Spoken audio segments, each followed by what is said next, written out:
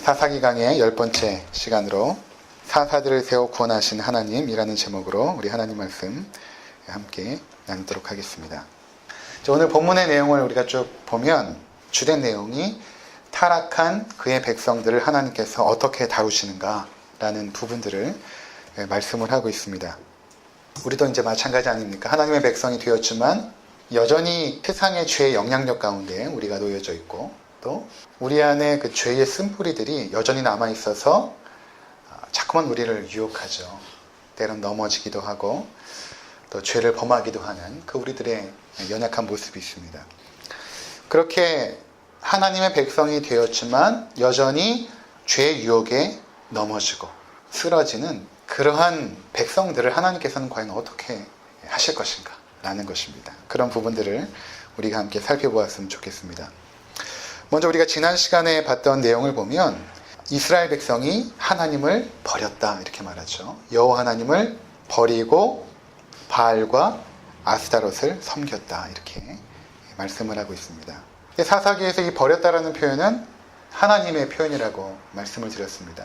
그러니까 성경에서 하나님의 백성과 하나님과의 관계를 언약관계라고 말하고 있고 이것을 부부관계라고 말하고 있습니다. 하나님이 우리의 남편이 되시고 우리가 그의 신부입니다. 그래서 그의 백성들이 우상을 숭배할 때 성경은 간음했다 이렇게 이제 표현을 하는 것입니다. 그래서 결혼 관계를 하고 있는데 아내가 남편한테 해야 될 도리를 다 합니다. 그런데 그러면서 다른 남자를 만났을 때에 남편 입장에서 아내는 남편을 버린 것입니다. 마찬가지로 이스라엘이 하나님을 버렸다라는 표현은 하나님을 완전히 떠난 것이 아닙니다. 하나님을 여전히 믿고 있음에도 불구하고 우상도 숭배하는 것입니다. 예수님께서 산상수훈에서 말씀하셨던 너희가 하나님과 재물을 겸하여 섬길 수 없느니라 말씀하셨는데 하나님과 재물을 겸하여 섬기는 것입니다. 하나님도 섬기고 내 인생의 풍요와 쾌락과 안정을 추구하는 것. 우리가 계속 살펴보는 것은 우리 하나님만을 구하는 존재인데 이 두 가지를 함께 붙잡고 있는 것입니다. 그럼 결국 우리가 붙잡고 있는 것은 무엇인가 하면 이 두 개가 다 하나님 위치에 설 수 없거든요. 두 개를 붙잡고 있다는 건 하나님을 우리가 수단화시키고 있다는 것입니다. 하나님을 통해서 내가 원하는 것들을 추구하고 있는 것이죠. 대부분 우리가 지난 시간에 말씀드린 것처럼 풍요와 쾌락과 안정에 대한 갈망과 추구, 이것이 이스라엘 백성들의 죄의 근본적인 이유였다는 것을 우리가 살펴보았습니다. 그때 하나님께서 어떻게 하셨는가 하면 진노하십니다. 진노. 이 진노를 우리가 잘 이해할 필요가 있습니다. 먼저 이 진노의 대상이 누군가 하면 하나님의 백성들입니다. 그러니까 하나님께서 우리가 타락했을 때 굉장히 진노하시거든요. 진노하시는데 그 성격이 어떤 성격인가 하면 불법을 행한 것에 대한 공의로운 진노도 있지만 사실은 성경에서 표현된 그 진노는 친밀성을 바탕으로 한 진노입니다. 그러니까 마치 간음한 아내를 향한 남편의 진노 이렇게 이해하시면 될 것입니다. 그러니까 최근 그 미투 운동으로 온 나라가 떠들썩하죠. 그들 중 대부분이 한 아내의 남편이고 자녀의 아버지들입니다. 근데 그들이 그런 추악한 행동을 하지 않았습니까? 사람들이 옹기종기 모여서 그들을 욕하고 또 분노하기도 하고 어떻게 저럴 수 있어? 어떻게 그 사랑하는 자녀들을 또 사랑하는 아내를 버리고 어떻게 저렇게 추악한 일을 할 수 있어? 그렇게 우리가 지탄을 하고 욕을 하죠. 권력과 지위를 사용하여 성추행과 성폭행한 것에 대하여 사람들은 분노합니다. 그런데 그런 사람들의 분노도 있지만 아내의 분노는 어떨까요? 또는 그 자녀들의 분노는 또한 어떨까요? 그러한 분노는 세간 사람들의 분노와는 다릅니다. 사람들은 추악한 행동을 한 것에 대해서 지탄하지만 가족들이 느끼는 그 진노는 가슴이 찢어지는 진노인 것입니다. 평생 가슴에 지워지지 않는 그 상처를 간직한 진노인 것입니다. 이 진노는 사랑과 신뢰 그리고 삶의 아름다운 추억이 기반이 되어 있는 진노인 것입니다. 그냥 욕하고 우리들처럼 그냥 욕하고 끝낼 수 있는 진노가 아닌 것입니다. 하나님의 백성을 향한 하나님의 진노가 이와 같은 것입니다. 지극히 사랑하는 그의 백성들이 타락했을 때 그들을 하나님은 내 자녀라고 불렀고 내 아내라고 불렀습니다. 스바냐 3장 17절에는 하나님께서 우리들로 말미암아 기쁨을 이기지 못한다고 하십니다. 우리를 이렇게 바라보면서 너무 기뻐가지고 그 기쁨을 주체하지 못할 정도로 하나님은 우리를 그만큼 사랑하시는 것입니다.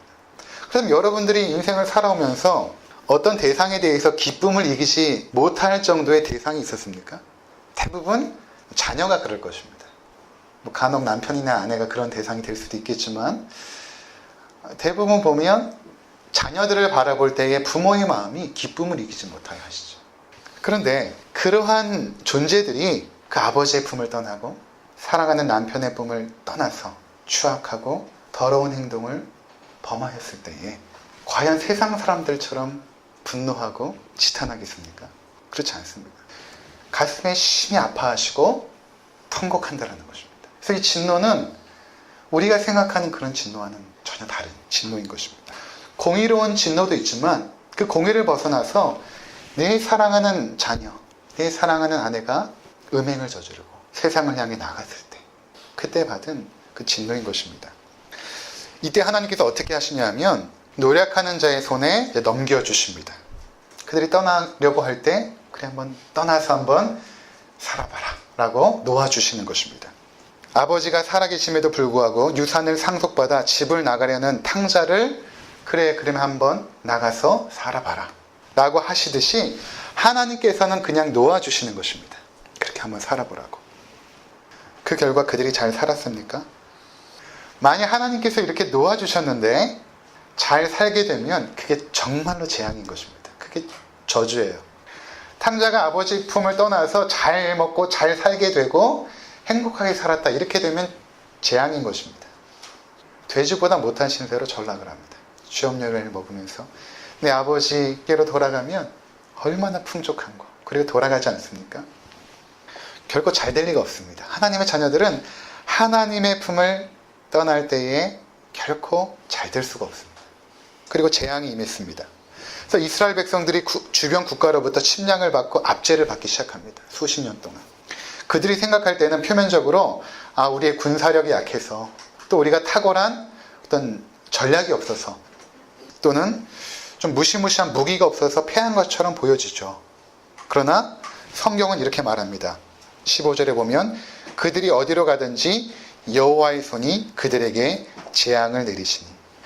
자, 하나님께서 분노하시고 그들을 놓아주셨죠. 그렇게 살아보라고.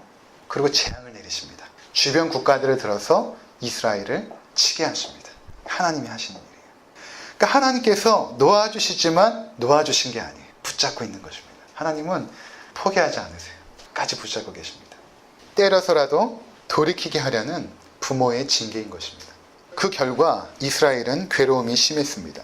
그리고 그 괴로움 속에서 하나님 앞에 부르짖기 시작합니다. 18절을 보시면 그들이 대적에게 압박과 괴롭게 함을 받아 슬피 부르짖음으로 이렇게 말하죠.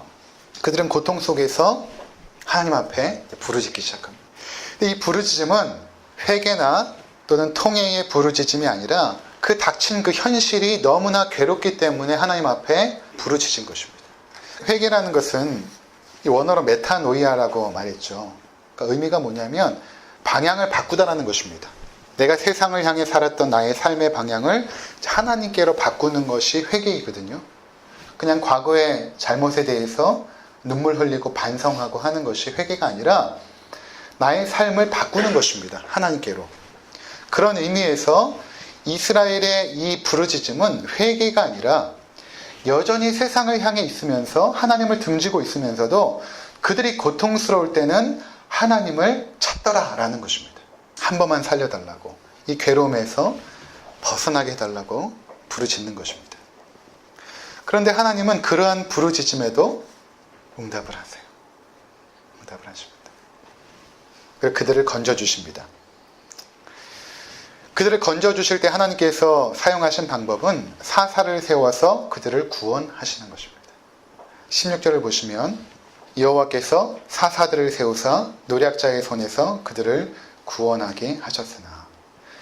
그러니까 하나님께서 그의 백성들을 구원하시고 인도하실 때에 언제나 사람을 사용하십니다.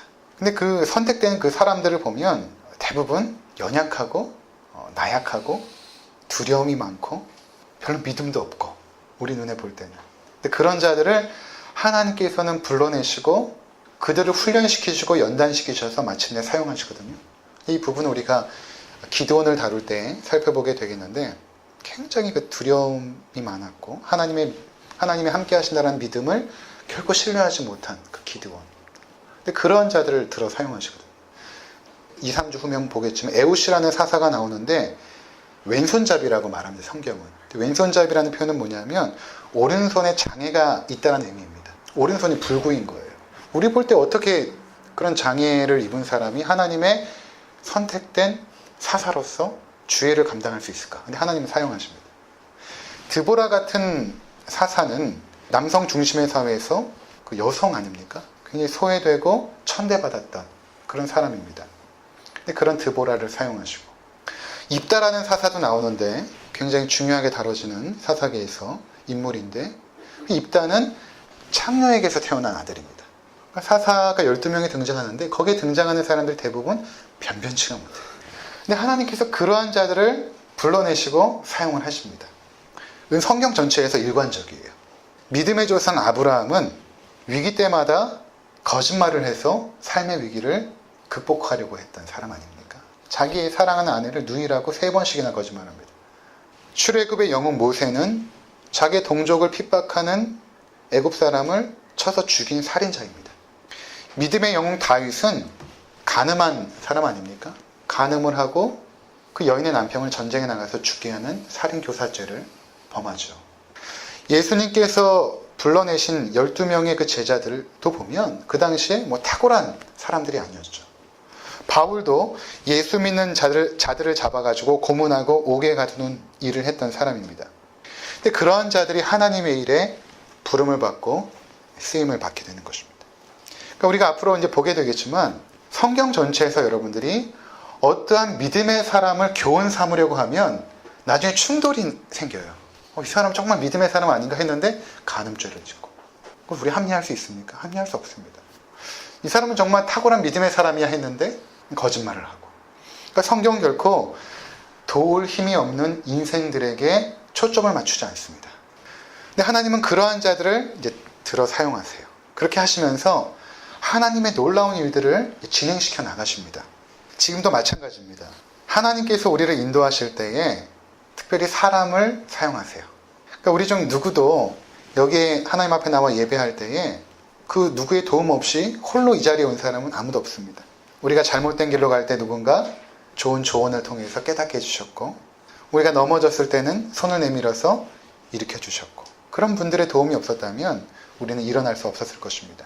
근데 순간순간 하나님께서 사람을 보내십니다. 그래서 우리가 다 기억하지 못하지만 여러분들도 하나님 앞에 그렇게 지금 쓰임받고 있는 것입니다. 난 정말 변변치 않은 사람인데 지혜도 없고 경험도 없고, 근데 하나님께서 그러한 자들을 특별히 사용하세요. 그러니까 우리 자녀들을 바라볼 때 세상적인 기준으로 평가하면 안 됩니다. 오히려 약할 때에 하나님의 강함이 드러날 수 있기 때문에 우리가 기대해야 돼요. 어떻게 하나님께서 과연 사용하실지. 순간순간 하나님은 사람을 보내십니다. 우리도 그렇게 쓰임을 받았고, 우리가 잘 나가서 그런 것이 아니라 그냥 하나님께서 약한 자를 들어 강한 자를 부끄럽게 하기를 원하세요. 그게 하나님의 방법입니다. 자, 그렇다면 왜 그렇게 하시는가? 고린도전서 1장 26절에서 31절까지 우리 한번 보고 돌아오도록 하겠습니다. 형제들아, 너희를 부르심을 보라. 육체를 따라 지혜로운 자가 많지 아니하며 능한 자가 많지 아니하며 문벌 좋은 자가 많지 아니하도다. 그러나 하나님께서 세상에 미련한 것들을 택하사 지혜 있는 자들을 부끄럽게 하려 하시고, 세상에 약한 것들을 택하사 강한 것들을 부끄럽게 하려 하시며, 하나님께서 세상에 천한 것들과 멸시받는 것들과 없는 것들을 택하사 있는 것들을 피하려 하시나니, 이는 아무 육체도 하나님 앞에서 자랑하지 못하게 하려 하심이라. 너희는 하나님으로부터 나서 그리스도 예수 안에 있고 예수는 하나님으로부터 나와서 우리에게 지혜와 의로움과 거룩함과 구원함이 되셨으니 기록된 바 자랑하는 자는 주 안에서 자랑함과 함과 같게 하려 함이라. 아멘. 하나님께서 우리를 부르셨는데 우리가 그렇지 않습니까? 지혜롭지도 않고 문벌이 좋지도 않고. 하나님께서 그런 자들을 택하여 강한 자를 부끄럽게 하시는 그 사역을 지금도 하신다는 것입니다. 왜 그러는가?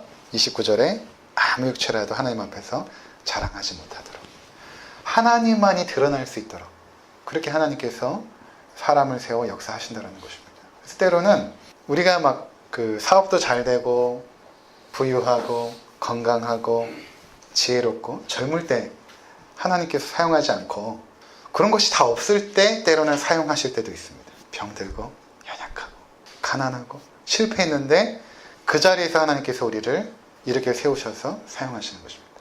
놀라운 일들이죠. 하나님이 하시는 일들이기 때문에 그런 것입니다. 그래서 때로는 우리 안에 있는 그 힘을 다 빼게 하세요. 열정도 빼게 하시고 탁월한 능력도 다 빼게 하십니다. 그리고 나서 우리를 들어 쓰실 때가 많이 있습니다. 자, 이렇게 하나님께서 연약한 사사들을 세워서 그의 백성들을 구원해 나가십니다. 그런데 그의 백성들은 어떻게 했는가?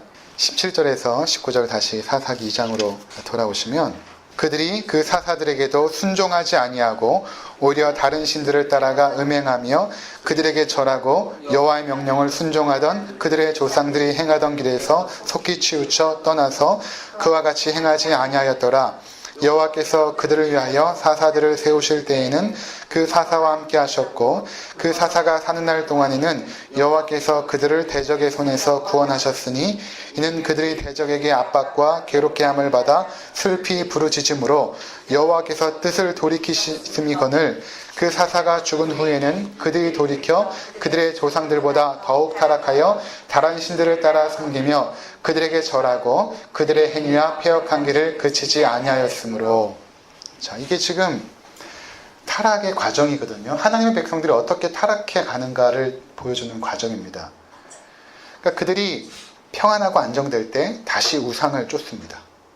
우상을 쫓게 되면 하나님께서 그들에게 진노하시고 이방 민족을 사용하여 그들에게 괴롭힘을 당하도록 만듭니다. 재앙을 주시죠. 그럼 그들이 또 부르짖습니다. 그럼 하나님께서 그들을 긍휼히 여기시고 사사를 보내서 구원을 하십니다. 그럼 구원을 받으면 하나님 앞에 감사하고 예배하는 백성으로 살아가야 되는데 또다시 타락을 합니다. 근데 이 악순환의 과정이 사사기 내에서 계속 반복되는데 이렇게 나선 형식으로 이제 추락을 합니다. 점점 추락을 해요. 사사기 처음에 등장하는 사사들도 괜찮아 보이는데 나중에 이제 삼손 같은 사사를 보면 완전히 망가져 있습니다. 그렇게 이제 추락을 하기 시작합니다. 이것이 바로 타락한 하나님의 백성의 모습을 보여주는 것입니다. 그러니까 우리가 한 번에 타락하지 않습니다. 하나님의 백성들이 한 번에 타락하는 경우는 거의 없어요. 그러니까 우리 주변에 참 믿을 만한 사람, 신뢰했던 어떠한 믿음의 사람들이 재정적인 문제나 재정적인 비리나 또는 어떤 성적인 추악한 행동들이 드러나지 않습니까? 그렇게 드러났을 때는 이미 오래전부터 타락하고 있었다는 것입니다. 그게 나중에 드러나는 거예요. 그리고 드러나는 경우는 대부분 그것에 너무나 무뎌져서 마음이 강팍해졌을 때 드러나게 됩니다. 그러니까 드러났을 때 누가 지적을 하거나 고치려고 해도 고쳐지지가 않아요. 시기를 놓친 것이죠. 몸에 암의 증상이 나타났을 때는 그 치료 시기를 놓친 경우가 대부분입니다. 암에서 이렇게 고침받은 분들 보면 우연히 건강검진하다가 발견했던가 아니면 빠르게 뭔가를 발견해가지고 조치를 취한 분들이 완치가 되죠. 그러니까 우리의 죄가 마치 암과 같아서 우리가 의식하지 못하는 사이에 우리의 영과 우리 육신을 계속해서 타락시키고 있는 것입니다. 우리의 마음의 생각도 그렇고 계속 타락시키는 것입니다. 근데 처음에는 죄를 범했을 때 두렵기도 하고 떨리기도 하죠. 근데 괜찮거든요. 또 하는 것입니다. 반복하는 것입니다. 그래서 나중에 마음이 강팍해지고 그때 더 이상 고칠 수 없는 상황 가운데로 빠지게 되는 것입니다. 우리가 타락할 때 하나님께서 사람들을 보내셔서 때로는 우리 죄를 지적하게 하세요. 다윗이 간음죄를 범했을 때 선지자를 보냈죠. 그리고 다윗이 범한 죄에 대해서 아주 구체적으로 세밀하게 들춰내십니다. 근데 다윗이 어떻게 하냐면 눈물을 흘리고 무릎을 꿇고 자복하고 회개합니다. 그러면 소망이 있는 거예요. 그러면 돌이킨 것입니다. 소망이 있습니다. 근데 거기서 그것을 받아들이지 않을 때에 더 깊은 타락의 나락으로 빠져버리는 것입니다. 그러니까 우리가 나이가 들수록 점점 어떤 현상이 생기냐면 나 그냥 이렇게 살다 죽을래. 이렇게 돼버리거든요. 누군가의 말을 더 이상 듣지 않습니다. 무시해버리고 네가 뭘 알아. 하지만 우리 자녀들의 이야기도 그리고 내가 볼 때 형편없게 보이는 사람일지라도 우리에게 어느 순간 다가와서 하나님께서 우리를 고치는 도구로 사용할 수 있어요. 그때 돌이키면 소망이 있는 것입니다. 그때 돌이키지 않으면 소망이 없어요. 사사들을 하나님께서 사용하실 때는 그나마 괜찮았거든요. 근데 그 사사들이 죽고 나면 더욱 타락하고 행위와 폐역을 그치지 않았다. 더욱 타락했다 이렇게 말합니다. 이전보다 더욱 타락했다. 전에 말씀드린 것처럼 창세기 3장 이후에 4장에 딱 넘어가면 가인과 아벨이 하나님 앞에 예배드리는 문제로 가인의 마음속에서 분노가 치밀어 오르지 않습니까? 그때 하나님께서 가인에게 했던 말이 죄가 너를 원하나 너는 죄를 다스릴지니라 이렇게 말합니다. 죄가 들어온 이후에 우리의 모든 인간은 이미 우리의 전체가 타락했어요. 일부가 타락한 것이 아니라 전적으로 우리의 몸과 영혼이 다 타락했거든요.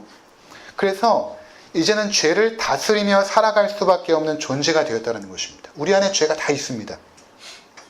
우리가 어떠한 사람들을 비난하죠. 그 미투 운동에 연루된 그 모든 사람들을 어떻게 그럴 수 있어라고 비난하지만 사실 우리들은 그것을 다스리거나 들키지 않았을 뿐입니다. 그런데 이 죄의 영향력을 다스리는 것은 어떠한 힘과 권력 앞에서만 가능합니다. 그렇지 않습니까? 그러니까 지금 세상의 죄가 다스려지고 있는 것은 사람들이 나라를 세우고 정부를 구성하고 법과 제도를 만들어서 사람들의 죄를 지금 다스리고 있죠. 이게 없어지면 사회학자 홉스가 말한 것처럼 만인이 만인에 대항하여 전쟁하는 전쟁터가 될 것이다 이렇게 말합니다. 일리가 있죠. 맞는 말입니다. 그래서 무정부 사회보다 오히려 공산주의가 낫다라고까지 말합니다. 그나마 공산주의 같은 곳은 그래도 정부가 있어서 죄를 다스리는데 무정부 사회, 우리를 제어하는 권세와 어떤 영향력이 없다면 우리의 죄는 마구마구 드러나기 시작합니다. 근데 이 마구마구 드러나는 죄가 어떨 때 폭발적으로 증가하냐면 사람들이 모이기 시작하면 그게 이제 바벨탑 사건입니다. 그러니까 인터넷에서 사람들이 모여서 어떠한 사람에 대해서 계속 발언을 하기 시작하면 사람을 죽이게 되는 것이죠. 이게 죄의 특성입니다. 청소년 아이들이 1대1로 만나면 괜찮은데 걔들이 모이기 시작하면 죄를 범하기 시작합니다. 이게 죄인의 속성입니다. 그래서 사사들을 세웠을 때는 뭐냐면 하나님께서 어떤 권위와 어떠한 힘의 압박을 통하여 그 죄가 나오려고 하는 것들을 막았다라는 것입니다. 근데 그러한 권세가 사라지자마자 이것들이 더 급박하게 돌출되고 나오기 시작했다라는 것이 바로 이 사사기의 내용인 것입니다. 우리도 마찬가지입니다. 아무리 우리가 구원받은 하나님의 백성이 되었지만 우리를 다스릴 수 있는 권위와 힘이 없다면 우리는 반드시 타락하게 되어 있습니다. 그나마 우리가 이 정도로 있는 것은 어떠한 권위와 힘이 우리를 지금 지배하고 있기 때문에 그렇습니다. 사사들은 하나님이 세우신 연약한 사람들이었어요. 그들은 우리 눈에 흠모할 만한 것이 아무것도 없었습니다. 그러나 그들을 통해서 하나님께서 그들의 백성을 구원해 나가십니다. 하나님께서는 이러한 장면을 통해서 우리 가운데 말씀하고 싶은 것이 있습니다. 그것은 무엇인가 하면 먼 훗날 너희를 구원할 진정한 사사가 올 것이라는 것입니다. 그런데 너희가 놀라지 마라. 그 사사가 그렇게 너희 눈에 보기에 흠모할 만한 것이 아무것도 없다라는 것입니다. 우리를 정말 죄악의 영향력에서 구원할 그 사사가 올 것인데 그 진정한 우리의 사사이신 그 예수 그리스도, 그분은 우리 눈에 보기에 흠모할 만한 것이 아무것도 없습니다. 사람들이 놀랍니다. 저게 무슨 구원자야? 저게 우리를 구원할 수 있어? 이사야 53장 1절과 3절을 한번 보도록 하겠습니다. 우리가 전한 것을 누가 믿었느냐? 여호와의 팔이 누구에게 나타났느냐? 그는 주 앞에서 자라나기를 연한 순 같고 마른 땅에서 나온 뿌리 같아서 고운 모양도 없고 풍채도 없은즉 우리가 보기에 흠모할 만한 아름다운 것이 없도다. 그는 멸시를 받아 사람들에게 버림을 받았으며 강고를 많이 겪었으며 질고를 아는 자라. 마치 사람들이 그에게서 얼굴을 가리는 것 같이 멸시를 당하였고 우리도 그를 귀히 여기지 아니하였도다. 사람들이 볼 때 전혀 흠모할 만한 것이 없고 오히려 얼굴을 가릴 정도로 그런 우리의 진정한 사사 예수 그리스도를 통하여 하나님께서 우리를 구원해 내시는 것입니다.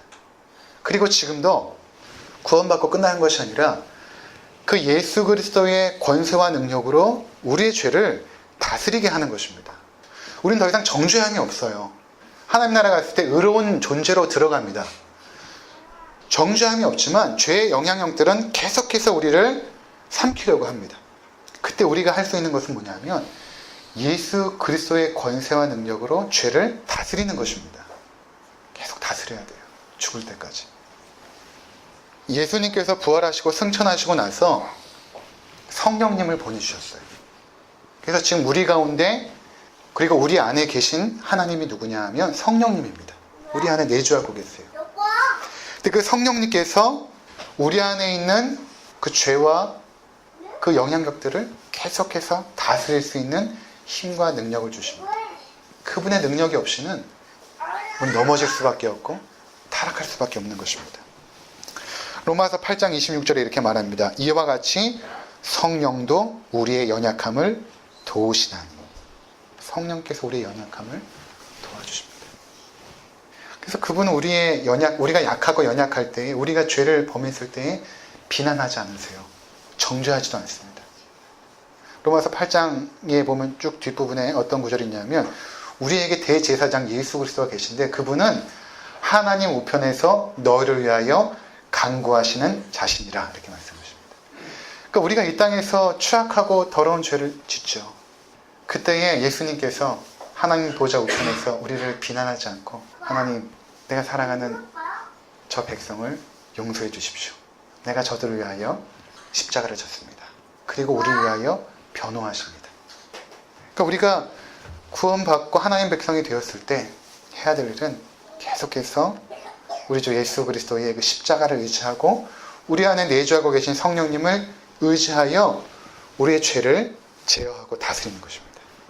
그 결과 로마서 8장에 뭐라고 말하고 있냐면 이와 같이 성령도 우리의 연약함을 도우시나니 우리가 마땅히 기도할 바를 알지 못하나 오직 성령이 말할 수 없는 탄식으로 우리를 위하여 친히 간구하시느니라. 마음을 살피시는 이가 성령의 생각을 아시나니 이는 성령이 하나님의 뜻대로 성도를 위하여 간구하심이니라. 우리가 알거니와 하나님을 사랑하는 자 곧 그의 뜻대로 부르심을 입은 자들에게는 모든 것이 합력하여 선을 이루느니라. 그러기 성령께서 우리의 연약함을 도우시고 하나님 앞에 간구하시고 구하시는 그 결과 우리 삶의 모든 것이 합력하여 선을 이룬다라는 것입니다. 여러분의 삶의 실패나 그 추악한 죄악까지도 하나님은 하나님의 의를 이루는 도구로 선을 이루고 나가세요. 사사기가 우리 가운데 보여주는 것은 뭐냐면 하나님께서 그의 백성이 타락했을 때 재앙을 하시고 분노하시고 때는 구원하시고 더 타락했을 때도 또 사사를 보내시는 이러한 반복적인 과정이 아무런 목적 없이 진행되는 것이 아니라 그들을 결과적으로는 합력하여 선을 이루는 마침내 하나님 나라에 들어가게 해서 그분의 백성으로 살게 하는 그 목적을 이루기 위하여 그렇게 연단하고 훈련하게 하신다는 것입니다. 그럼 우리 삶에도 동일하게 일어나고 있을 것입니다. 아무쪼록 우리를 다루시는 그 하나님의 손길이 우리 가운데 있거든요. 그래서 여러분들이 늘 인식하시고 인정하시고 이 땅에서 우리의 연약함을 도우시는 그 성령 하나님을 날마다 의지하시고 살아가시는 우리 모든 성도님들 되시기를 주의 이름으로 축원을 드립니다. 기도하겠습니다.